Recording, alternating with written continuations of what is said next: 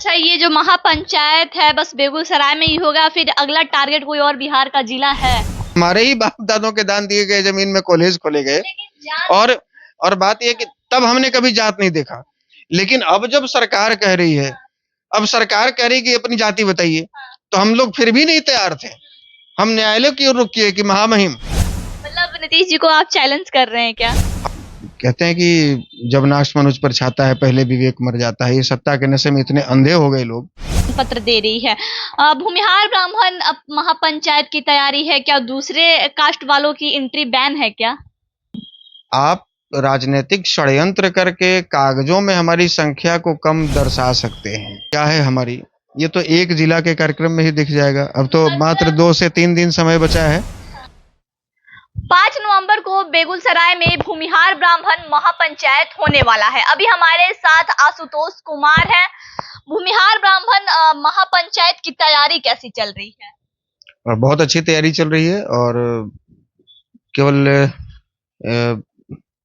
इधर 2-4 दिनों में नहीं, 2-4 महीनों से वहाँ के स्थानीय साथी गांव-गांव, घर-घर जाकर लोगों को आमंत्रित कर रहे हैं। और जो अभी जोश उत्साह हम लोगों में देख रहे हैं, वहाँ के बुजुर्गों में, युवाओं में, पहले भी कई रैलियां सभाएं हमने की हैं, लेकिन वो उत्साह देखने को नहीं मिला है जो इस बार देखने को मिल रहा है। मतलब 2-4 दिनों की तैयारी नहीं है, 2-4 महीने की ये तैयारी है। हाँ, काफी दिनों से लोग वहाँ के स्थानीय हमारे साथी प्रयास कर रहे हैं। और हमारी ये कोशिश भी थी कि कोई गांव ऐसा न बच जाए जहाँ पर लोग ये न कहें कि हमारे गांव में लोग नहीं आए आमंत्रण देने। मतलब तो हर गांव में, हर एक घर में जाके आमंत्रण दिया जा रहा है। हाँ, गांव में जा रहे हैं जहां पर हर घर में जाकर आमंत्रण देना संभव हो पा रहा है, वहां घर घर भी दे रहे हैं। अब देखिए, समस्या ये है बेगूसराय जैसे शहर में, जिला में, कि वहाँ एक एक गांव आपको ऐसा मिल जाएगा, रामदिरी जैसा गांव मिल जाएगा, बीहट जैसा गांव मिल जाएगा, जहाँ एक एक गांव में 4-4 3-3 पंचायत हैं। तो ये भी संभव नहीं हो पाता है कि हर घर तक लोग पहुंचे। लेकिन ये कोशिश होती है कि उस गांव के कुछ सक्रिय साथियों को भी साथ में जोड़ा जाए और उनके माध्यम से हर घर तक ये संदेश पहुंचाया जाए। तो हमारी ये कोशिश है कि अपने स्तर पर जितना बन सके, अलग अलग 5-6 टीमें घूम रही हैं। जो टीम घूम रही है हर एक गांव में, हर एक पंचायत में जाके आमंत्रण पत्र दे रही है।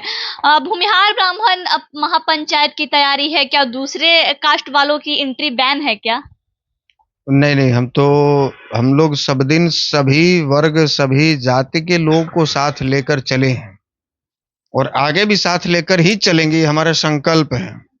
ये केवल मीडिया में बात रखने की बात नहीं है, ये हमारा संकल्प है। और हमने सीखा है इस बात को राजनारायण जी से, हमने सीखा है श्री बाबू से, हमने सीखा है स्वामी सहजानंद सरस्वती जी से, और हम उनको अपना आदर्श मानते हैं। तो हम तमाम वर्गों को साथ लेकर चलेंगे। और जिनको ये लगता है कि नहीं, इस वर्ग के साथ में भेदभाव हुआ है, ब्राह्मण भूमिहारों के साथ में छल हुआ है, इनके साथ षड्यंत्र हुआ है, हम भी इनकी लड़ाई में इनके साथ हैं, जिन्हें भी ऐसा लगता है, उनका स्वागत है। और हम उनका दोनों हाथ खोलकर, पूरी बांह खोलकर उनका स्वागत करेंगे, उनको गले लगाएंगे। अच्छा, ये जो महापंचायत है बस बेगूसराय में ही होगा, फिर अगला टारगेट कोई और बिहार का जिला है? हाँ, दूसरा 26 नवंबर को हम लोगों ने आजाद पार्क गया को आरक्षित करवाया है, वहाँ आयुक्त महोदय से चिट्ठी लेकर। और उसके बाद फिर हम लोग इस प्रयास में है कि श्री कृष्ण राम रुचि कॉलेज है बरबीघा में, वहाँ भी एक कार्यक्रम की जाए। और यदि समय उसके बाद बचेगा तो फिर जहानाबाद में भी करेंगे। तो ये हमारी कोशिश है कि अगले आचार संहिता लगने से पहले पहले हम लोग अधिकांश जगहों पर, अलग अलग जिलों में हम लोग महापंचायत का आयोजन करें। मतलब बिहार का अधिकतम जिला कवर कर लेना है महापंचायत के द्वारा? हाँ, हम लोग की ये कोशिश है, ये प्रयास हम लोग कर रहे हैं कि आचार संहिता जब लगता है तो कई तरह के कानूनी अड़चन आ जाते हैं। तो उससे पहले पहले हम लोग विभिन्न जिलों में अलग अलग जगह पर हम लोग ये कार्यक्रम कर लें। भूमिहार ब्राह्मण महापंचायत है, लेकिन भूमिहार और ब्राह्मणों की जो संख्या है जाति जनगणना की रिपोर्ट के अनुसार वो तो बहुत कम है। तो कोई और भी जाति को इनविटेशन देते तो भीड़ ज्यादा बढ़ता। अब देखिए, संख्या की बात आपने छेड़ी है, तो आप राजनीतिक षड्यंत्र करके कागजों में हमारी संख्या को कम दर्शा सकते हैं, लेकिन हमारे भीतर के संस्कार को छीनना आपके कलम के बस की बात नहीं है। हमारे भीतर में जो संस्कार छुपे हैं या पूर्वजों ने हमें दिए हैं, वो संस्कार आप हमसे छीन लें, ये आपके बस की बात नहीं है। और संख्या बल तो हम कैसे मान लें कि आप जो संख्या हमारी बता रहे हैं वो सही है?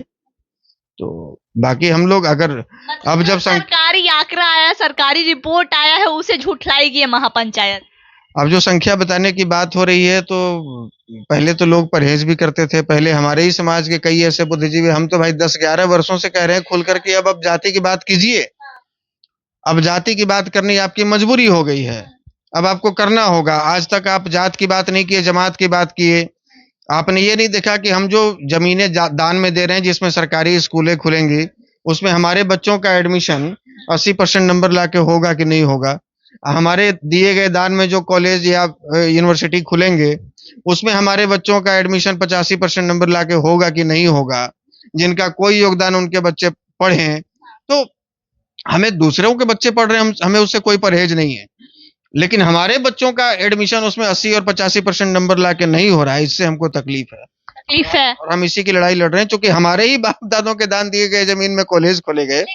और बात यह कि तब हमने कभी जात नहीं देखा, लेकिन अब जब सरकार कह रही है, अब सरकार कह रही है कि अपनी जाति बताइए, तो हम लोग फिर भी नहीं तैयार थे। हम न्यायालय की ओर रुख किए कि महामहिम माननीय, आप देखिए सरकार कह रही है कि आप जाति बताइए, तो देश को क्या जाति की आग में झोंकना है क्या? जाति की लड़ाई में झोंकना है क्या? तो न्यायालय ने कहा कि नहीं, सरकार ठीक कह रही है, आपको जाति बतानी होगी।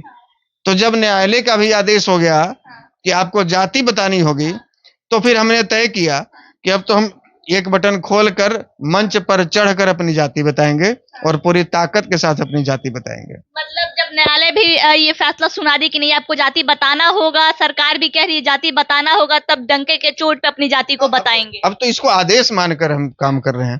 अब तो ये माननीय न्यायालय का आदेश है, सरकार का आदेश है कि आपको अपनी जाति बतानी है, अपनी संख्या बतानी है। तो हम ये कैसे मान लें कि आप जो कागजों में बंद कमरे में बैठकर बता दिए कि आपकी 2.8% आबादी है, हम इसको मानने को तैयार नहीं है।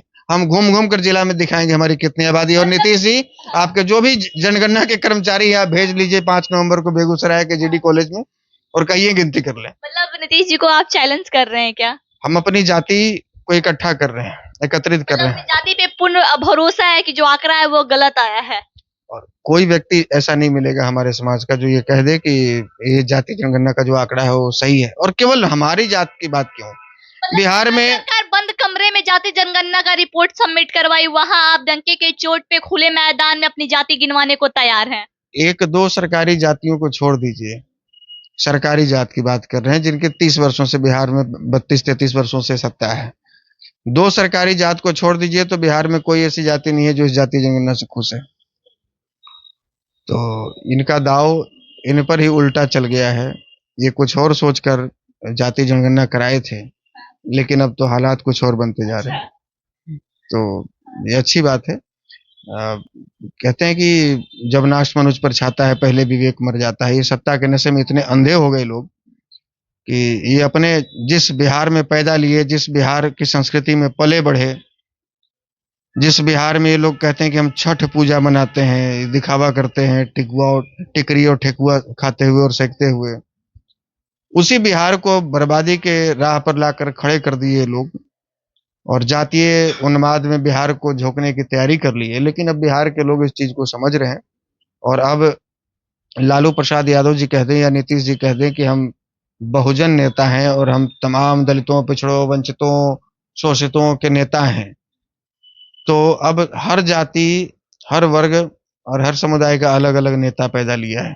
अब वो समय नहीं है कि जब लोग बीबीसी और रेडियो पर, विविध भारती पर आपके कार्यक्रम सुनते होंगे, अब लोग ट्विटर पर जाकर देख रहे हैं। और इसलिए अब वो समय नहीं है कि कर्पूरी ठाकुर जी के बाद आपने किसी अति पिछड़े को नेता बनने का मौका नहीं दिया। अब अति पिछड़े में चाहे वो बढ़ई हो, लोहार हो, कुम्हार हो, कहार हो, नोनिया हो, धानुक हो, अब सब जाति से एक नेता पैदा ले रहा है। सारे जाति के नेता अब आगे आ रहे हैं। मतलब 2025 की अगर बात करें तो जातियों की लड़ाई होगी। जाति की लड़ाई तो नेता लोग चाहते हैं कि जातियां आपस में लड़े, लेकिन हम तो तमाम जातियों से अनुरोध करेंगे कि आपके बीच से आपके अपने लोग जो आपकी समस्याओं को समझते हों, जो देखे हों, वैसे लोगों को आगे आने का मौका दीजिए और इन भस्मासुरों से बिहार को बचाइए। और नए नेतृत्व जब जब अलग अलग लोगों, अलग अलग समुदायों का प्रतिनिधित्व करते हुए आगे आकर बेहतर बिहार के लिए कार्य नहीं करेंगे, तब तक बिहार की स्थिति नहीं बदलेगी। तो 5 नवंबर को बेगूसराय में भूमिहार ब्राह्मण महापंचायत का आयोजन किया गया है, जिसकी तैयारियां जोरों शोरों से चल रही है। जहां सरकार बंद कमरे में जाति जनगणना का रिपोर्ट सबमिट करवाती है, वहीं आशुतोष कुमार डंके के चोट पे हर एक जिले में महापंचायत का आयोजन करवाएंगे। अभी फिलहाल बेगूसराय में करवा रहे, इसके बाद गया में भी अपना महापंचायत करवाने वाले हैं। आई खबरों के लिए बने रहे। जय हिंद।